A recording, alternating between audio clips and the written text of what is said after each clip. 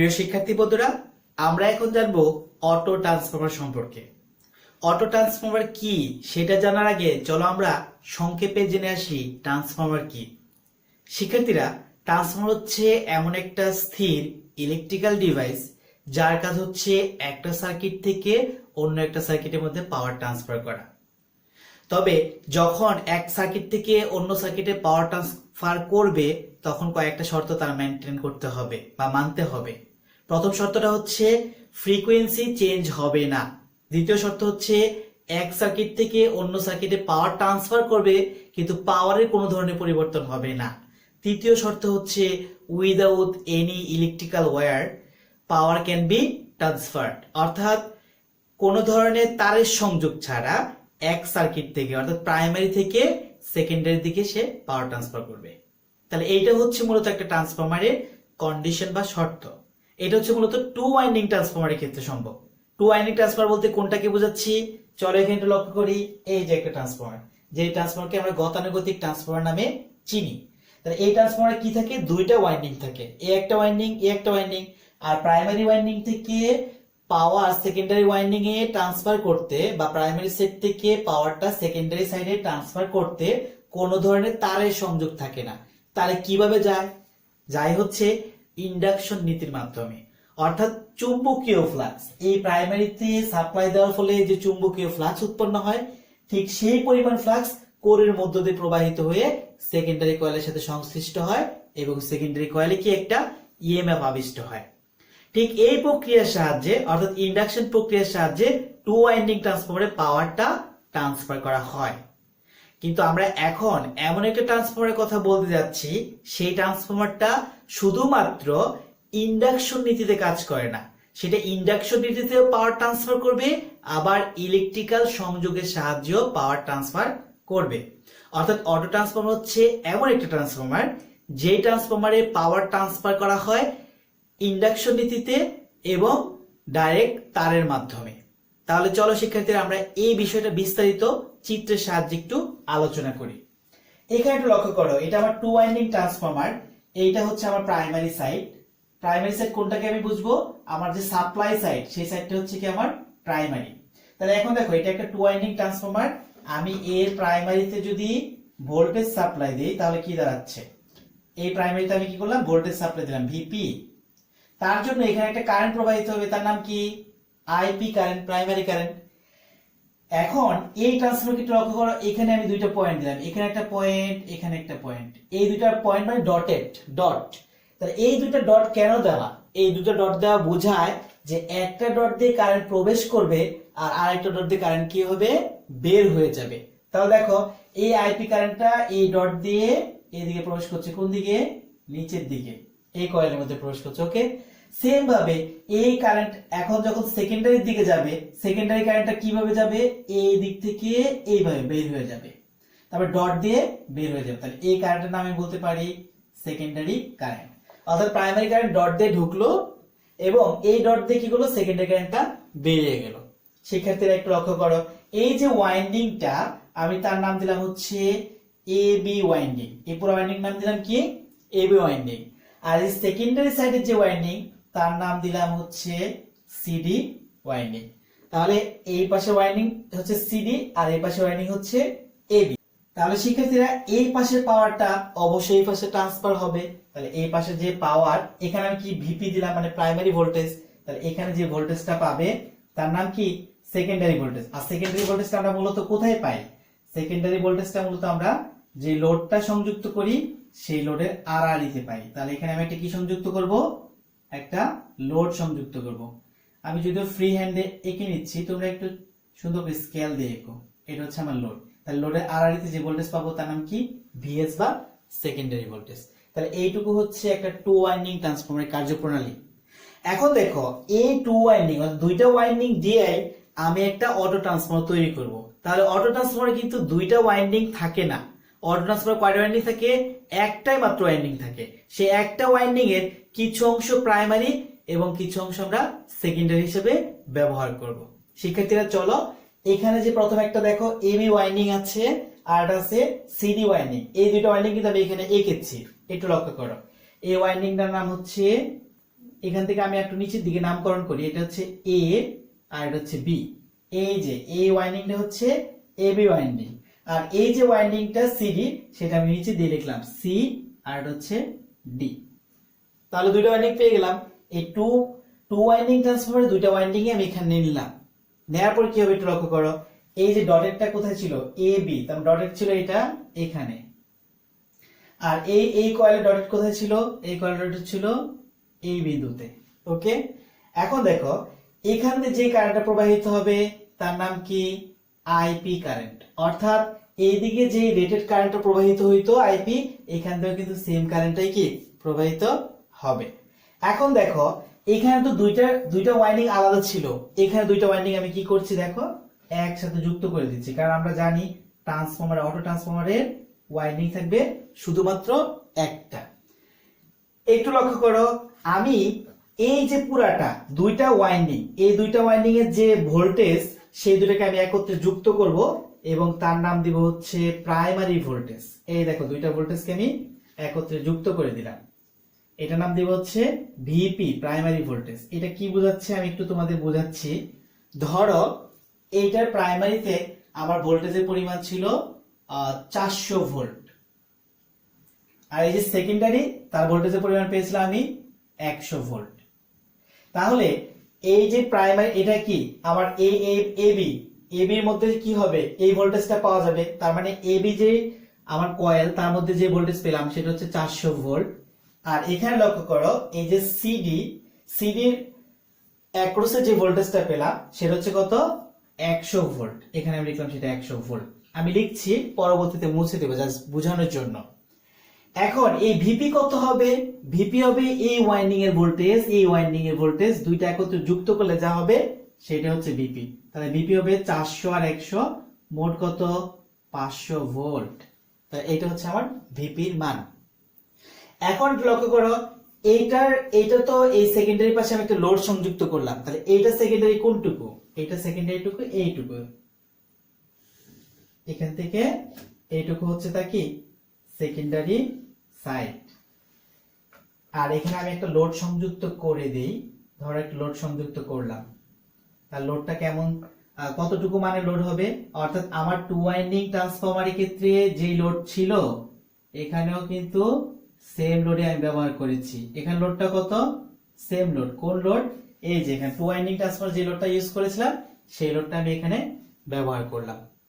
এখন শিক্ষার্থীরা লক্ষ্য করো এইদিকে প্রবাহিত কারেন্টের নাম হচ্ছে আইপি, আর এটা কোন দিক দিয়ে যাবে, এই যে ডটেড, এই ডটের দিকে কি হবে, কারেন্টটা নিচের দিকে ঢুকলো, এবং এই যে ডটের, সেই ডটের দিকে কি হবে, কারেন্টটা বেরিয়ে যাবে। তাহলে লক্ষ্য করো কারেন্টটা যদি বেরিয়ে যায় তাহলে কারেন্টের দিক কোন দিকে দেখাচ্ছে, এইদিকে, অর্থাৎ এই ডট দিয়ে ঢুকবে। এই ডট সিম্বলের কাহিনীটাই হচ্ছে এরকম, একটা ডট দিয়ে কারেন্ট ঢুকবে আর একটা ডট দিয়ে কারেন্টটা কি হবে, বের হয়ে যাবে, তাই তো। আচ্ছা, এখন এই ভোল্টেজ গুলো মূলত আমার লাগবে না, জাস্ট আমি তোমাদের বোঝানোর জন্য এখানে বললাম আর কি। আমি যদি এইটার ভোল্টেজ বের করতে চাইতাম তাহলে কি করতে হইতো, আমি যদি এইটার ভোল্টেজ বের করতে চাইতাম কি করতে হইতো, টোটাল ভিপি মাইনাস এইটুকু কি ছিল, ভিএস মাইনাস ভিএস। অর্থাৎ আমি এই পাশের ভোল্টেজটা বলতে বুঝবো এই টোটাল ভিপি মানে এইটুকু, আর এখান থেকে ভিএস বাদ দিব। টোটাল ভিপি কত ছিল 500, আর এইটুকু কত ছিল 100, তাহলে এই 500 তে 100 বাদ দিলে এখানে কত ছিল 400 ভোল্ট। ওকে, এই বিষয়টা একটু মাথায় রেখো। এখন একটু লক্ষ্য করো তো এই দিক দিয়ে প্রবাহিত কারেন্টের নাম কি, আইপি, আর এই দিক দিয়ে যে কারেন্টটা যাবে তার নাম কি হওয়া উচিত, আইএস। তাহলে এদিকে যে কারেন্টটা তার নাম দেব হচ্ছে আইএস। কেন আইএস, আইএস কারণ আমি কেন একে বলবো, কারণ কি দেখো এই যে এখান থেকে আমার যখন সিডি যে কয়েল ছিল সেই দিক থেকে দেখো কারেন্টটা বের হচ্ছিল, সেই কারেন্টের নাম কি ছিল, আইএস কারেন্ট। তাহলে আমি বলতে পারি এই কারেন্টের নাম হচ্ছে আইএস কারেন্ট। এখন দেখো শিক্ষার্থীরা এই বিন্দু দেখো এখান থেকে এ থেকে কারেন্ট এদিকে আসছে, আর এই সি ডি থেকে সি এর দিকে কারেন্ট যাচ্ছে, যার ফলে দুইটা কারেন্ট কিন্তু এইদিকে এসে ঢুকবে। এইদিকে যে কারেন্টটা যাচ্ছে তার নাম বলা হচ্ছে আইএল, মানে কি লোড কারেন্ট, আর এটা হচ্ছে আমার লোড। আর এখানে আড়াআড়িতে যে ভোল্টেজ থাকবে তার নাম হচ্ছে ভিএল বা লোড ভোল্টেজ। শিক্ষার্থীরা তাহলে আমি এই অটো ট্রান্সফরমারের যে লোড কারেন্ট, এই লোড কারেন্ট কি বলতে পারি? লোড কারেন্ট হচ্ছে এখান থেকে আইপি এবং এখান থেকে আইএস দুইটা সমষ্টি। আমি যদি লোড কারেন্ট সম্পর্কে একটু লিখি, আমি লিখবো হচ্ছে load current equals to IP plus is. এখান থেকে শুধু যদি আমি আইএস এর মানটা বের করতে চাই, কি করতে হবে? আমি লিখতে পারি IS equals to IL minus IP. তাহলে আমি এই আইএস এর পরিবর্তে কিন্তু এই কথাটা লিখতে পারি, এইটুকুর যে কারেন্ট তার নাম কি হচ্ছে আইএল মাইনাস আইপি। তবে আইএস এর চেয়ে আমি ওই কথাটা একটু লিখে রাখি সহজে মন থাকার জন্য। তাহলে আইএস এর পরিবর্তে কি লিখতে পারছি আমি? IL minus IP. ওকে, আর এটা তো হচ্ছে কোন ভোল্টেজ? এটা হচ্ছে সেকেন্ডারি ভোল্টেজ ভিএস। একটা কথা মনে রেখো বন্ধুরা, এই ভিএস টাই কিন্তু আমার লোড ভোল্টেজ। কারণটা কি? কারণ এই ভিএস এর প্যারালালে কিন্তু আমার লোডটা লাগানো। তাহলে ভিএস যে ভোল্টেজ যে কথা, আমার ভিএল কিন্তু একই কথা। ওকে, আর এই পাশে ভোল্টেজটা কিভাবে পাবো? এই টোটাল ভিপি থেকে এই যদি ভিএস টা বাদ দিই তাহলে পাবো হচ্ছে এই ওয়াইন্ডিং এর মধ্যে যে ভোল্টেজ। তাহলে এই ওয়াইন্ডিং ভোল্টেজ ভিএস, এই ওয়াইন্ডিং এর ভোল্টেজ ভিপি মাইনাস ভিএস, আর এই ওয়াইন্ডিং এর কারেন্ট হচ্ছে আইপি, আর এই ওয়াইন্ডিং এর কারেন্ট ছিল আইএস। আইএস কে আমি কনভার্ট করে এভাবে আইএল মাইনাস আইপি লিখতে পারি। আর এখান থেকে যে কারেন্টটা প্রবাহিত হচ্ছে তার নাম কি? Load current. এখন শিক্ষার্থী একটু লক্ষ্য করো, এই ট্রান্সফরমার দ্বারা কি পরিমাণ পাওয়ার ট্রান্সফার করা হচ্ছে, আমি সেটা এখন এখান থেকে বের করব। এই 500 ভোল্ট আমি উদাহরণ দেওয়ার জন্য লিখেছিলাম, আমি এটুকু মুছে দিচ্ছি। তাহলে আমি বের করব যে কিভাবে, মানে এখান থেকে প্রাইমারিতে আমি যেই পাওয়ারটা ট্রান্সফার করছি, আমি কিন্তু সেকেন্ডারিতে সেম পাওয়ারই কিন্তু পেতে হবে। এটা কিন্তু মূলত ট্রান্সফরমারের নীতি। তাহলে আমি যদি প্রাইমারিতে যেই পাওয়ারটা ট্রান্সফার করি, সেই পাওয়ারটা দুই ভাবে কি করবে? এই সেকেন্ডারি থেকে পৌঁছাবে। একটা হচ্ছে ট্রান্সফরমার অ্যাকশনের মাধ্যমে, দ্যাট মিন্স ইন্ডাকশন নীতিতে। আর একটা হচ্ছে ডাইরেক্ট কপারের সাহায্যে বা তারের সাহায্যে সেটা সেকেন্ডারির সাথে গিয়ে সংযুক্ত হবে। তাহলে শিক্ষার্থীরা আমরা সেই পাওয়ারটা একটু বের করব। শিক্ষার্থীরা প্রাইমারি থেকে মোট পাওয়ারটা কত একটু লক্ষ্য করি। এটা কিন্তু আমি অটো ট্রান্সফরমার ক্ষেত্রে লিখছি, তার প্রাইমারিতে মোট পাওয়ার। তাহলে মোট পাওয়ারকে অথবা আমি মোট পাওয়ার না লিখে এটাকে আমি লিখতে পারি ইনপুট পাওয়ার, তাই না? যেহেতু প্রাইমারি থেকে আমি পাওয়ারটা ইনপুট দিচ্ছি, তাহলে এই পাওয়ারটার এক নাম কি বলতে পারি? ইনপুট পাওয়ার। তাহলে মোট পাওয়ার বলতে আমি বুঝছি পি ইনপুট। এখানে লক্ষ্য করো পাওয়ার সূত্র কি? P equals to VI. তাহলে এখানে ভি আর আই। তাহলে ভি বলতে এই পাশে ভোল্টেজ কত? ভিপি। আর এই পাশে কারেন্টটা কত? আইপি। তাহলে এইটা হচ্ছে আমার টোটাল যে পাওয়ার বা প্রাইমারিতে মোট ইনপুট পাওয়ারের মান। এখন আমি সেকেন্ডারিতে কি পরিমাণ পাওয়ার ট্রান্সফার হচ্ছে সেটা বের করব।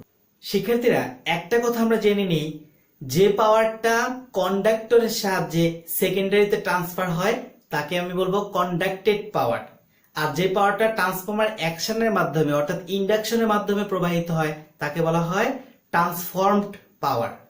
তাহলে আমি এখান থেকে ট্রান্সফর্ম পাওয়ারটা কত সেটা একটু বের করছি। ট্রান্সফর্ম পাওয়ার, এখান দিয়ে যে পাওয়ারটা ট্রান্সফার হবে তাকে আমি বলবো হচ্ছে ট্রান্সফর্ম পাওয়ার। তাহলে এখানে পাওয়ার কিভাবে পাবো? এইটার ভোল্টেজ গুণ এটার কারেন্ট। তাহলে এইটার ভোল্টেজ কত? এখানে এই অংশটুকুর ভোল্টেজ কত? VP minus VS. আর তার কারেন্টটা কত? তার কারেন্ট হচ্ছে আইপি, কারণ এইটুকু দিয়ে কি কারেন্ট প্রবাহিত হচ্ছে? আইপি। তাহলে এটুকু ক্যালকুলেশন করলে যে মানটা পাবো, আমি যে মানটা পেতে পারি সেটা হচ্ছে VP IP minus VS IS. এইটুকু পেলাম। তাহলে এটা ছিল ইনপুট পাওয়ার আর এটা ছিল আমার ট্রান্সফর্ম পাওয়ার। টোটাল ইনপুট পাওয়ার থেকে টোটাল ট্রান্সফর্মড পাওয়ার যদি আমরা বাদ দেই তবেই কিন্তু আমরা কন্ডাক্টেড পাওয়ারটা বের করতে পারি। তাহলে শিক্ষার্থীরা চলো আমি ইনপুট পাওয়ার এবং ট্রান্সফর্মড যে পাওয়ার তার একটা রেশিও করি। ট্রান্সফর্মড পাওয়ারকে সংক্ষেপে প্রকাশ করে পিটি দ্বারা। ওকে, তাহলে আমি বলতে পারি উপরে লিখলাম হচ্ছে পিটি ট্রান্সফর্ম পাওয়ার আর নিচে লিখলাম হচ্ছে পি ইন অর্থাৎ টোটাল ইনপুট পাওয়ার। কি দাঁড়াচ্ছে একটু লক্ষ্য করো। এখান থেকে আমি লিখতে পারি পিটি, পিটির যে মানটা কোনটুকু? পিটি বলতে আমি পেলাম VP IP minus VS is.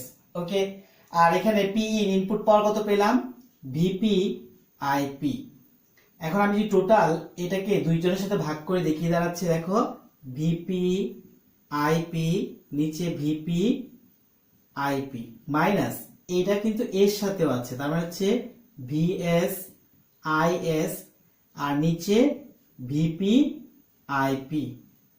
সেক্ষেত্রে এখানে যে কারেন্টটা আমি পেলাম সেটা হচ্ছে এখানে আইএস লেখা হয়েছে, কিন্তু এটা যখন এর সাথে গুণ দিলাম একবার ভিপি আইপি আবার এর সাথে গুণ করলাম ভিএস আইপি হবে, ভুলবশত এখানে কি হয়েছে আই এস হয়েছে, সরি আবার এরকম ভুল লিখলাম। এটা হচ্ছে কারণ আইপি যেহেতু তাই এটাও কি হবে আইপি। তাহলে আমি এখানে একটু সংশোধন করে দিচ্ছি ভিপি মানে ভিএস আইপি, এখানে একটু সংশোধন করে দিচ্ছি ভিএস আইপি। তারপর হচ্ছে এইটা লিখলাম আমি উপরে আর নিচে লিখলাম হলো ইনপুট পাওয়ার, তারপর এই ইনপুট পাওয়ারটাকে দুইটা অংশে ভাগ করে দিলাম, তখন এইটুকু যদি টোটাল চলে যায় তাহলে তার মান থাকে হচ্ছে 1।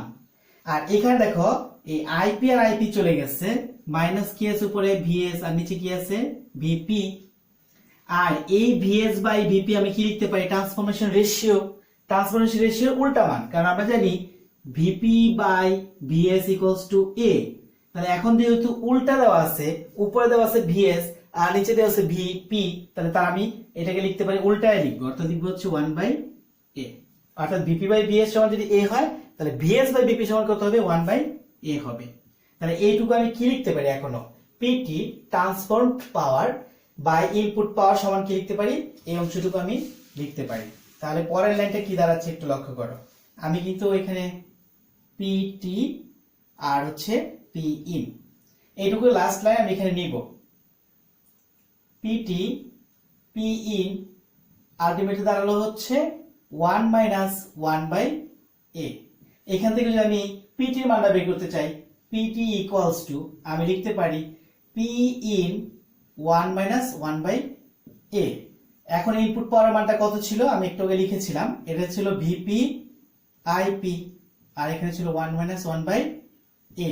তাহলে এটা হচ্ছে আমার এই যে পিটি, পিটি মানে কি ট্রান্সফর্মড পাওয়ার, বা ট্রান্সফার পাওয়ার বলতে আমরা কি বুঝবো, ট্রান্সফার পাওয়ার হচ্ছে সেই পাওয়ার যে পাওয়ারটা ট্রান্সফার অ্যাকশনের মাধ্যমে সেকেন্ডারিতে ট্রান্সফার হয়। তাহলে এটা হচ্ছে আমার পিটির মান। এখন সেক্ষেত্রে আমরা কি জানি, আমরা জানি একটা ট্রান্সফরমারের মধ্যে অর্থাৎ অটো ট্রান্সফরমারের মধ্যে পাওয়ার কয়ভাবে স্থানান্তরিত হয়, দুই ভাবে। একটা হচ্ছে ট্রান্সফার অ্যাকশন আর একটা কি ডাইরেক্ট, অর্থাৎ হচ্ছে তারের মাধ্যমে। তাহলে আমি টোটাল আমি দেখো একটু লক্ষ্য করে কিভাবে বলবো, পিসি, পিসি বলতে আমরা বুঝবো হচ্ছে কন্ডাক্টেড পাওয়ার, কন্ডাক্টেড পাওয়ার অর্থাৎ সংযুক্ত অবস্থায় তারের সংযুক্ত অবস্থায় যে পাওয়ারটা ট্রান্সফার হয় সেটাকে আমি লিখবো পিসি। তাহলে এইটুকু সমান আমি ইন শর্ট লিখতে পারি, আমি লিখতে পারি পিটি পি ইন মানে ইনপুট পাওয়ার সমান পিটি ট্রান্সফর্মড পাওয়ার আর পিসি কন্ডাক্টেড পাওয়ারের সমন্বয়, অর্থাৎ পি ইন অর্থাৎ ইনপুট পাওয়ার কি হবে পিটি ট্রান্সফর্মড পাওয়ার এবং পিসি কন্ডাক্টেড পাওয়ারের সমষ্টি। এখান থেকে তুমি যদি পিসি বের করতে চাও কি লিখতে পারো, পিসি যদি বের করতে চাই আমি লিখতে পারি P in minus P T. তাহলে এই মানগুলো আমি এখন এখানে একটু বসিয়ে দেখি লাস্ট লাইনটা কি দাঁড়াচ্ছে। এখানে লিখতে পারি সুতরাং PC equals to P in input power ছিল ভিপি আইপি মাইনাস, আর এখানে পিটি, পিটির মানটা আমরা একটু বের করলাম সেটা ছিল ভিপি আইপি 1 মাইনাস 1 বাই এ। এখন এখান থেকে কি কমন নিতে পারি আমি চাইলে, আমি একটু গুণ করে দিই, তাহলে কি দাঁড়াচ্ছে দেখো VP IP minus VP IP এর সাথে গুণ করে দিলাম, তারপর এটা মাইনাসে মাইনাসে হবে প্লাস আর VP IP into 1 by A. তাহলে এইটুকু এবং এইটুকু কিন্তু কাটা, কারণ প্লাসের এবং মাইনাসের অংশ কাটারে। এখন তাহলে আমি বলতে পারি উপরে দেখো ভিপি আইপি নিচে হচ্ছে এ। তাহলে ভিপি আইপি আমি কিন্তু বলতে পারি ইনপুট ভোল্টেজ, সেটাও বলতে পারি ইচ্ছা করলে, সরি ইনপুট পাওয়ার। তাহলে আমি এটাকে আরেকটা লিখতে পারি পি ইনপুট বাই এ। তার কন্ডাক্টেড পাওয়ারটা কিভাবে বের করতে পারি, আমি কন্ডাক্টেড পাওয়ারটা বের করার সূত্র হচ্ছে, অর্থাৎ ইনপুট পাওয়ারকে আমি যদি ট্রান্সফরমেশন রেশিও দ্বারা ভাগ করি তবেই কি পাবো আমার কন্ডাক্টেড পাওয়ারটা পাবো। তাহলে সেক্ষেত্রে আমরা কি দেখলাম যে এই সংযোগের মাধ্যমে কিভাবে এখান থেকে কন্ডাক্টেড পাওয়ারটা বের করতে হবে এবং কিভাবে তার ট্রান্সফর্মড যে পাওয়ারটা সেটা বের করতে হবে। শিক্ষার্থীরা এখান থেকে আমি অন্যভাবেও পাওয়ার বের করতে পারি। দেখো আমি একটু কিভাবে বের করি। মোট পাওয়ারের ফর্মুলা আমি কি বলতে পারি, এটা হচ্ছে আমার আউটপুট। তাহলে আউটপুট পাওয়ার যদি বলি, তাহলে আউটপুট পাওয়ার কি বলবো, P equals to VI। V বলতে এখানে কি বুঝবো, VL, আর I বলতে এখানে কি বুঝলাম আমরা, IL।